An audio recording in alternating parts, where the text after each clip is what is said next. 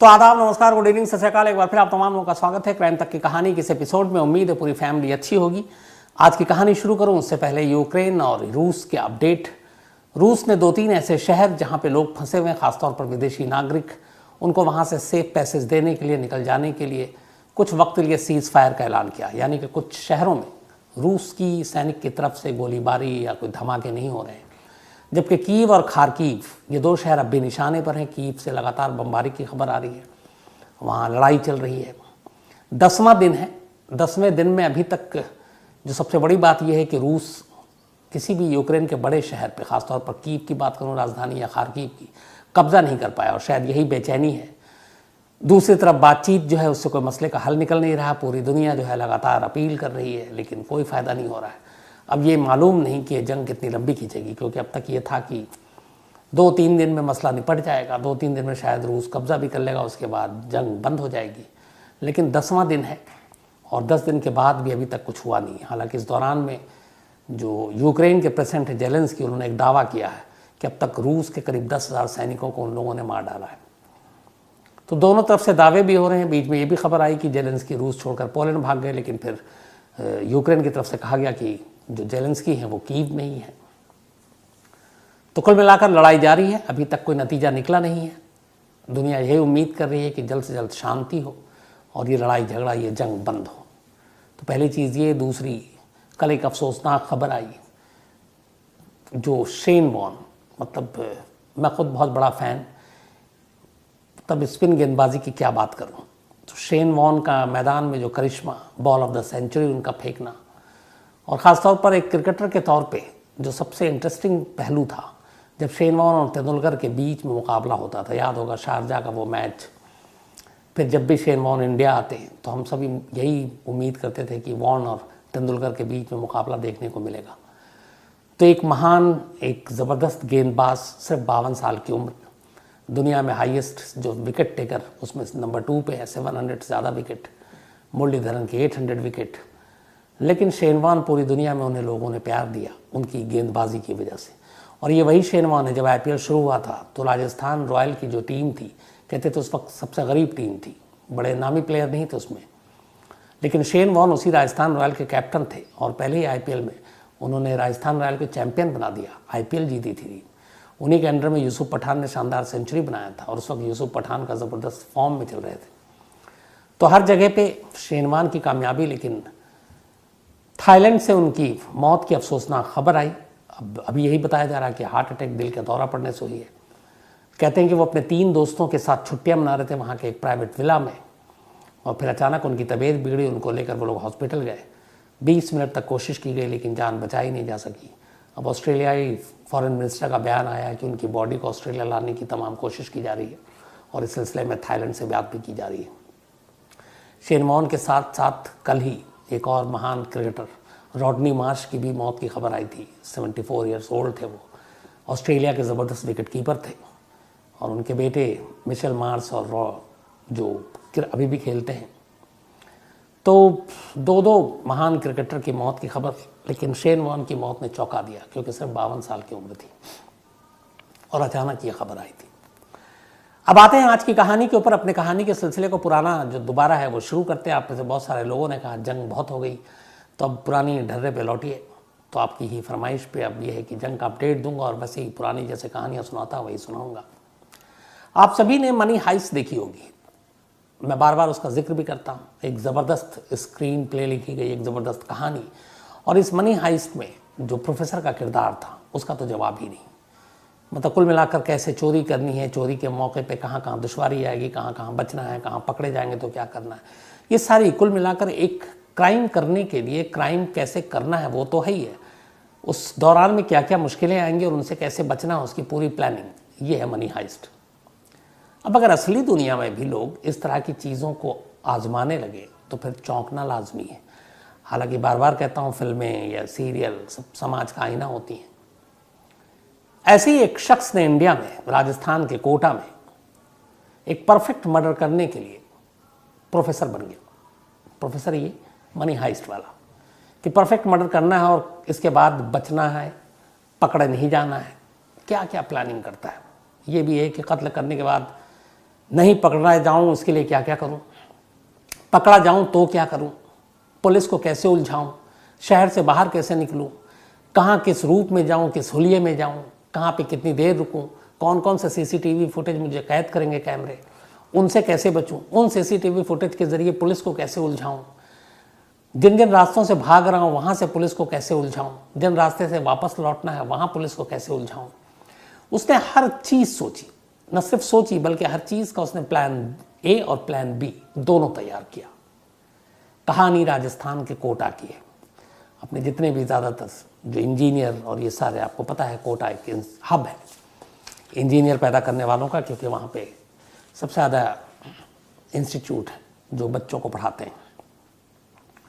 Valentine's day से सिर्फ एक दिन पहले की कहानी है।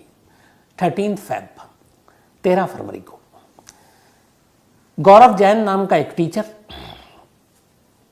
एक बच्ची को पढ़ाता था जिसकी उम्र थी 15 साल, नाबालिग बच्ची थी।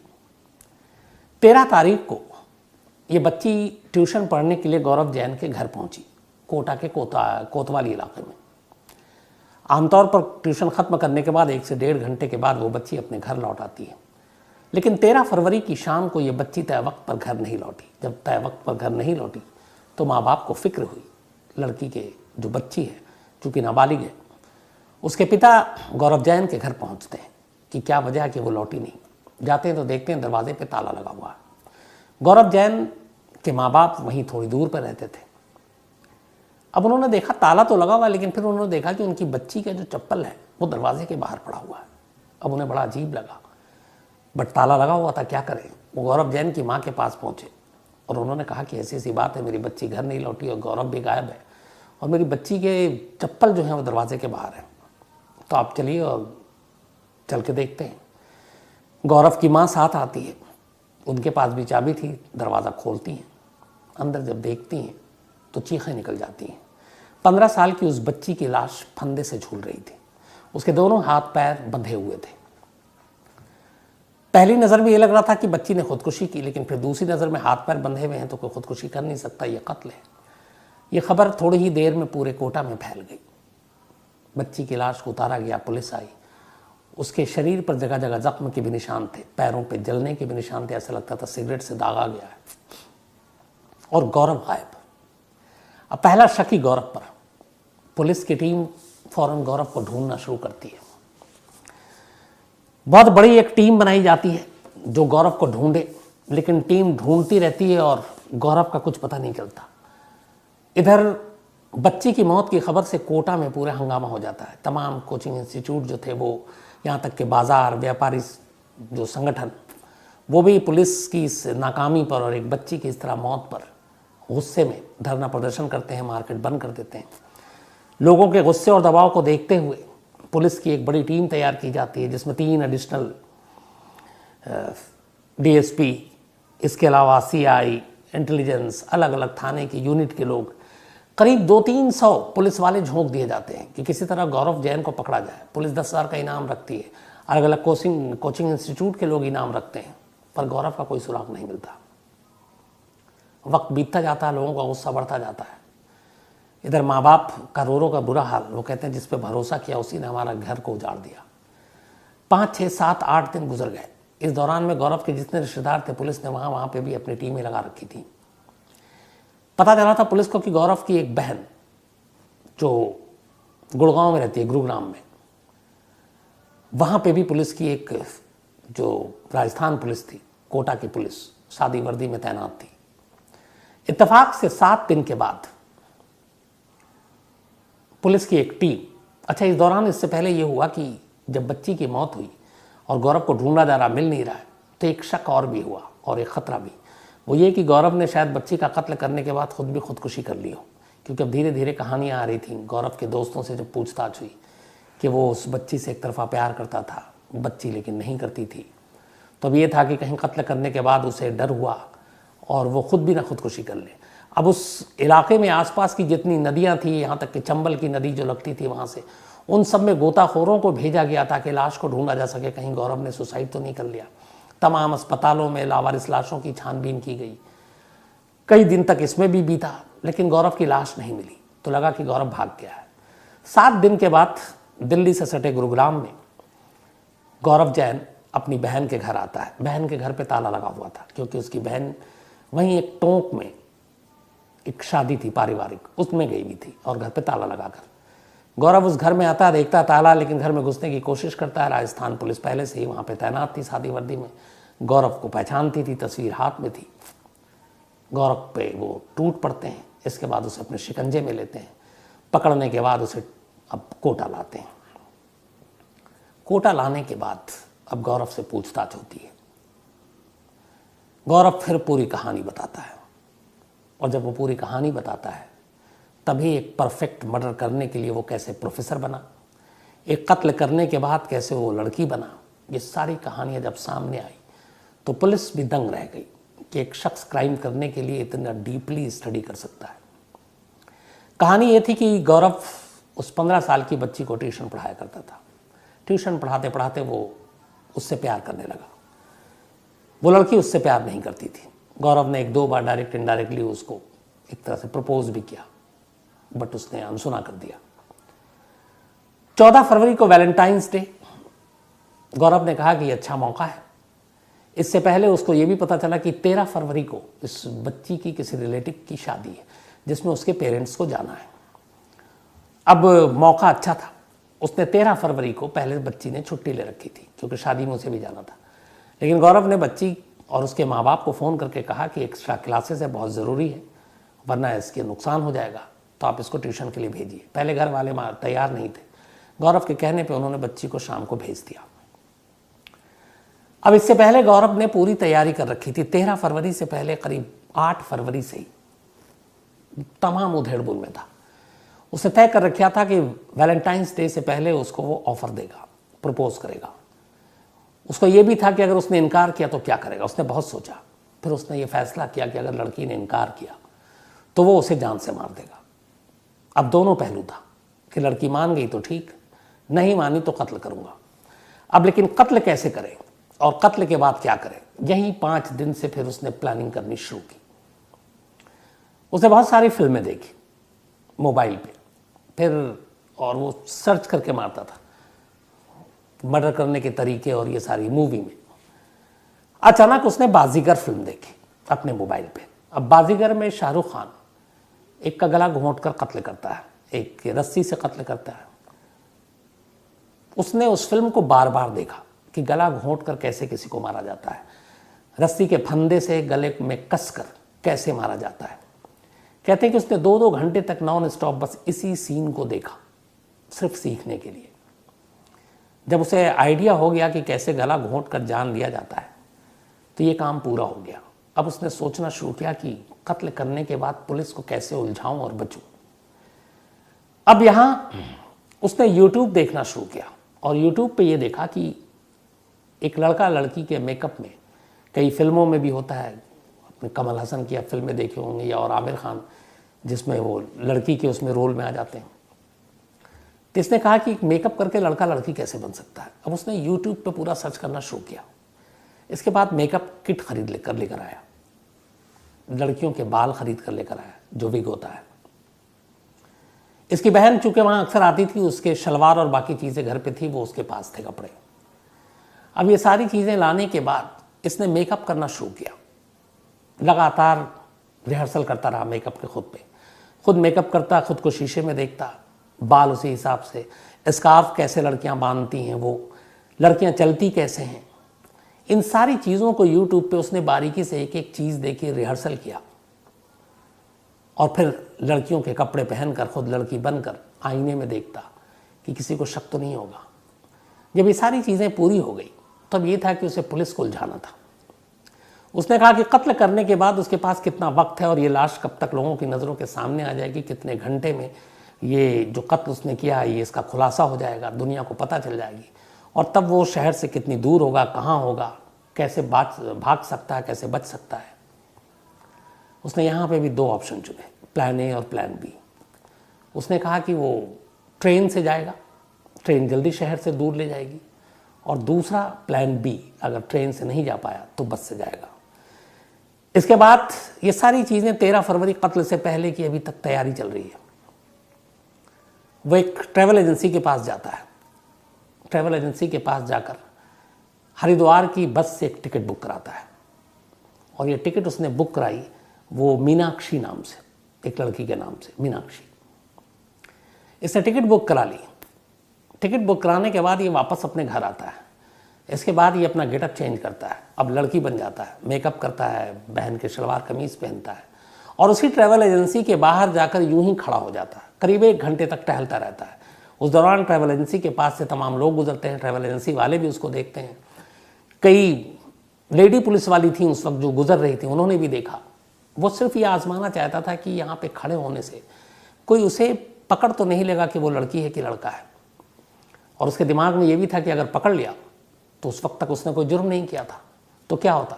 कहता कि मैं प्रैंक करने आया हूँ, ऐसे ही देखने आया हूँ, लोगों को बेवकूफ़ बनाने आया हूँ। लेकिन उसे हैरत तब हुई जब करीब 1 घंटा खड़ा रहा और उसे किसी ने भी शक की नज़रों से नहीं देखा। उसे लगा कि ये कामयाब है उसका मेकअप और ये गेटअप। इसके बाद उसने एक अवध एक्सप्रेस ट्रेन की टिकट बुक कराई।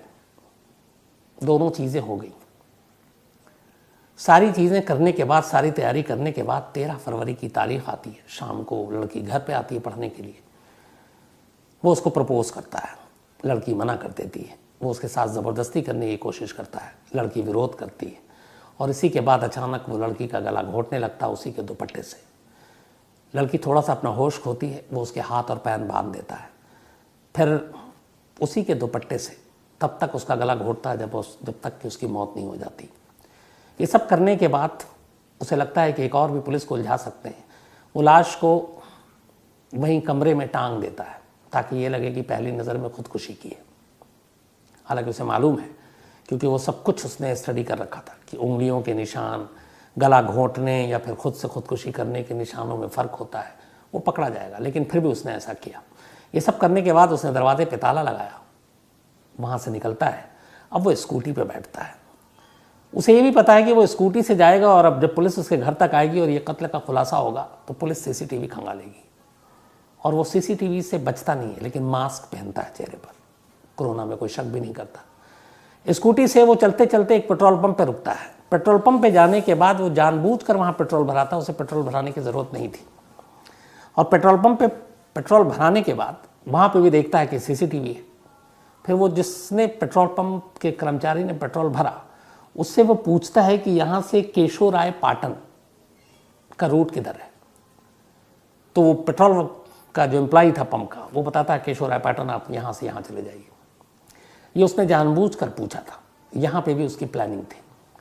इसके बाद वो वहाँ से निकलता है, पाटन तक जाता है। पाटन के पास जाकर स्कूटी को अपने छोड़ देता है। इसके बाद वहाँ पे सन्नाटा था। बैग से अपने कपड़े निकालता है, मेकअप किट निकालता है, आईना साथ में रखा था, मेकअप करता है, शलवार कमीज़ पहनता है, लड़का से लड़की बन जाता है। इसके बाद सड़क पे आता है, एक बाइक सवार से लिफ्ट मांगता है, ये कहिए मांगती है, और फिर वहाँ से अब वापस कोटा की तरफ आता है। उसे ये मालूम था कि जब वो घर से निकलेगा, स्कूटी पे चलेगा तो सीसीटीवी फुटेज में पकड़ा जाएगा, और वो बचना भी नहीं चाहता था। उसे ये भी पता था कि पेट्रोल पंप पे जब वो पूछेगा कि पाटन का रास्ता कहाँ है, तो पुलिस वाले सीसीटीवी खंगालते खंगालते इस पेट्रोल पंप तक आएंगे और पेट्रोल पंप वाले से पूछेंगे कि इस स्कूटी वाले का, तो कोई ना कोई ज़रूर बताएगा कि मैंने ये पाटन का रास्ता पूछा था। तो पुलिस को यही लगेगा कि वो पाटन की तरफ गया है, और ये उसके प्लान का हिस्सा था। वो पाटन तक तो जाता है, लेकिन पाटन में स्कूटी खड़ी करने के बाद वो वापस कोटा आता है, जिस जगह उसने खून किया है। अब ये रिस्की मामला था, लेकिन उसके दिमाग में ये था कि पुलिस सीसीटीवी के ज़रिए हर उस रास्ते पे उसको खंगालेगी या ढूंढेगी जो रास्ता कोटा से बाहर की तरफ जा रहा है। सीसीटीवी फुटेज पुलिस उन रास्तों की नहीं देखेगी जो रास्ते बाहर से कोटा की तरफ आ रहे हैं, क्योंकि कोई भी कातिल कत्ल करने के बाद मौका वारदात से दूर भागता है, नज़दीक नहीं आता है। और ये उसे पता था, और उसे पता था कि बाहर जाएगा तो वो पकड़ा जाएगा, लेकिन शहर की तरफ लौटेगा तो सीसीटीवी के साथ जो सबूत छोड़ता जा रहा है जाने का, पुलिस सिर्फ जाने का देखेगी, आने का उसका नहीं देखेगी। और वो कहीं ना कहीं सही था, क्योंकि पुलिस जाने का ही उसके सीसीटीवी फुटेज देख रही थी। वो वापस कोटा आता है। कोटा आने के बाद फिर जिस ट्रैवल एजेंसी से उसने टिकट बुक कराई थी मीनाक्षी के नाम पर, उसी बस में वो बैठता है लड़की बनकर, यानी मीनाक्षी बनकर, और फिर वहाँ से वो सीधे हरिद्वार जाता है।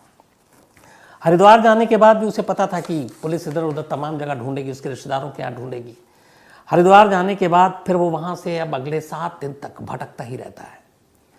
इस दौरान में वो अलग अलग शहरों में और इलाकों में जाता है।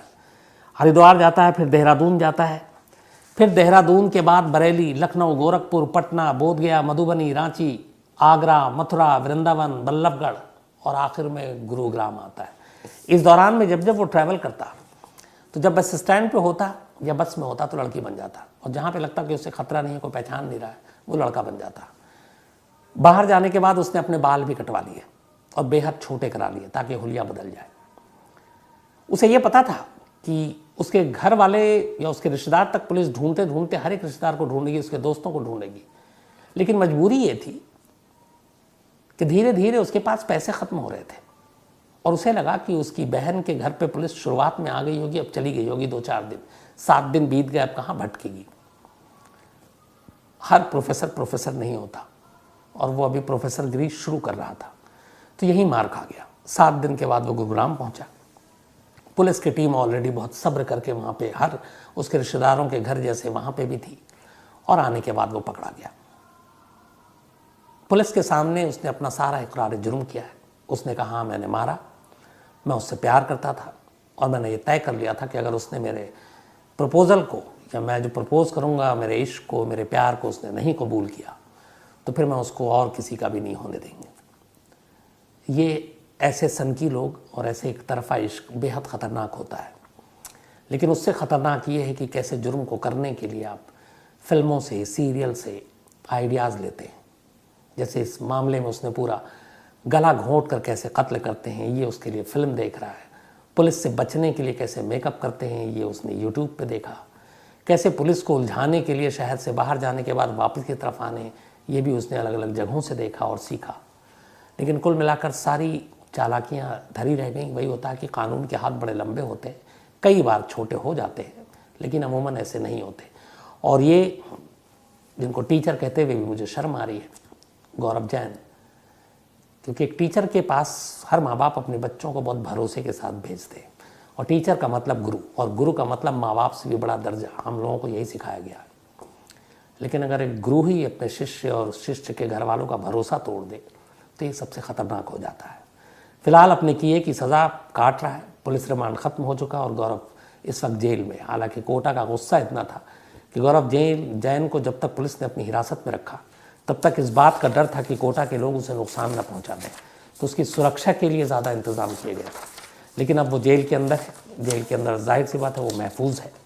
लेकिन इस हादसे ने पूरे कोटा शहर को एक तरह से एक बेहद ज़्यादा गुस्सा दिलाया था कि कैसे एक बच्ची को एक टीचर, क्योंकि कोटा इसलिए भी कि वहाँ पे कोचिंग इंस्टीट्यूट है, पढ़ाई लिखाई, ट्यूशन, बच्चे, मास्टर, गुरु, सारी चीज़ें यही होती है, हर गली में, हर मोहल्ले में, हर जगह पर।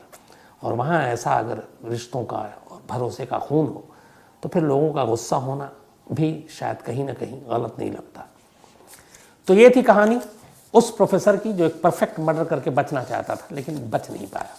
अब कहानी ख़त्म करूं उससे पहले वही सिलसिला, आज मिस्टर गौरव कुमार, इनका भी आज जन्मदिन है, तो हैप्पी बर्थडे गौरव। साथ में राम कुमार मुंडन गोलिया जेतमाल जी, बहुत ही लंबा नाम है, राम कुमार नहीं बल्कि प्रेम कुमार मुंडन गोलिया जेतमाल, ये राजस्थान पुलिस में है। तो हैप्पी बर्थडे, और आप अच्छे पुलिस अफसर बने, खूब तरक्की करें, अच्छे अच्छे केस सॉल्व करें, और कभी कोई अच्छा केस सॉल्व करें तो हमें ही बताइए प्रेम साहब। तो बहुत बहुत बधाई आपको, हैप्पी बर्थडे।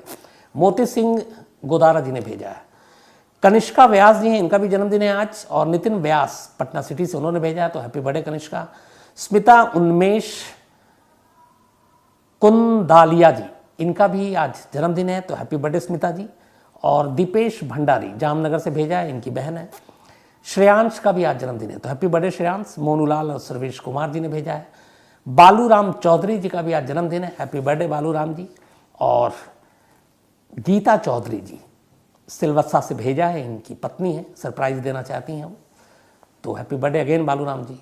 नवीन गोदारा जी, इनका भी जन्मदिन है, हिसार से ही है, हैप्पी बर्थडे। साथ में राहुल कुमार वर्मा झुंझुनू से हैं, इनका भी आज जन्मदिन है, हैप्पी बर्थडे राहुल। नवदीप सिंह जी का भी जन्मदिन है, हैप्पी बर्थडे नवदीप सिंह जी। अमन मंसूरी का भी जन्मदिन बल्कि 6 मार्च को है, कल संडे है और कल कहानी होती नहीं, तो आपको एडवांस में हैप्पी बर्थडे। मुजफ्फरनगर से हैं ये। इसके अलावा रितेश कन्नौजिया चरनोबिल की कहानी सुनना चाहते हैं ये, और मैं इसको सुना चुका हूँ, इसी कहानी की लिस्ट में आपको ये कहानी मिल जाएगी। संदीप सोंढिया जी हैं और ये ईरा सिंघल 2010 बैच की IAS अफसर हैं, टॉपर हैं, उनकी कहानी सुनना चाहते हैं। मनमोहन कौशिक जी हैं और ये कहते हैं, पूछ रहे हैं कि क्या कोई देश दूसरे देश को न्यूक्लियर बॉम्ब बेच सकता है। जनरली ऐसी कोई खबर नहीं आई बेच सकते हैं, लेकिन न्यूक्लियर की जो अलग अलग न्यूक्लियर बॉम्ब बनाने के, न्यूक्लियर प्लांट के, इसके आपस में अगर आपके समझौता होते हैं तो आप एक दूसरे से एक्सचेंज करते हैं, बट इसके लिए बहुत सारे कानून हैं, डूज एंड डोंट्स भी हैं। साथ में रोहित बिश्नोई जी हैं और चेचन फोर्स की कहानी सुनना चाहते हैं, चलिए किसी दिन सुनाता हूँ। भावना जी हैं चंडीगढ़ से, थैंक यू भावना जी, आपने जो मेल लिखा और भाई बोलने के लिए बहुत बहुत शुक्रिया। आप हमेशा अच्छी रहें, खुश रहें, यही दुआ है एक भाई की तरफ से। तौहीद मिर्ज़ा हैं, इसके अलावा ज्योति दत्ता हैं और मिरिन मोई भौमिक इनकी बिटिया हैं, और इन्होंने कहा है कि अगर आप कहेंगे तो ज़्यादा वो बेहतर करेंगी। तो जोईता जी का कहना है कि अगर मिनमोई को कहें एग्ज़ाम की तैयारी कर लें, पढ़ाई लिखाई पे ध्यान दे, तो बिल्कुल मम्मी की बात मानो, पढ़ाई लिखाई पे ध्यान दो यार। फैज़ान रशीद हैं टोक्यो से और इन्होंने लिखा था कि अब जंग की कहानी सुन के बहुत बोर हो गए हैं, आप पुरानी कहानियाँ सुनाएं, तो लीजिए आज से सिलसिला वही शुरू हो गया। कपिल शर्मा हैं और इन्होंने शेन वॉन के लिए लिखा था, हम सभी को बड़ा अफसोस है। प्रीतम कुमार बिहार से हैं और इन्होंने एक बड़ा मार्मिक मेल लिखा है। इनका है कि बहुत सारी इंसानों की मजबूरियां होती हैं और एक कड़वा सच है कि जिसके पास पैसा वसा होता है उसे सब पूछते हैं, वरना अपने भी छोड़कर चले जाते हैं। कई मामलों में मैंने देखा ये सच है। बट प्रीतम जी हर दिन एक जैसे नहीं होते, आपके दिन और ज़िंदगी दोनों ज़रूर बदलेंगे। आशुतोष राय हैं और इनका कहना है कि मैं इतनी सारी क्राइम और बाकी चीज़ों की कहानियाँ करता हूँ, मेरी life, personal life, family life पे कोई असर फ़र्क पड़ता है, तो अब तो आदत सी हो गई है, इसलिए पहले शुरू में पढ़ता था।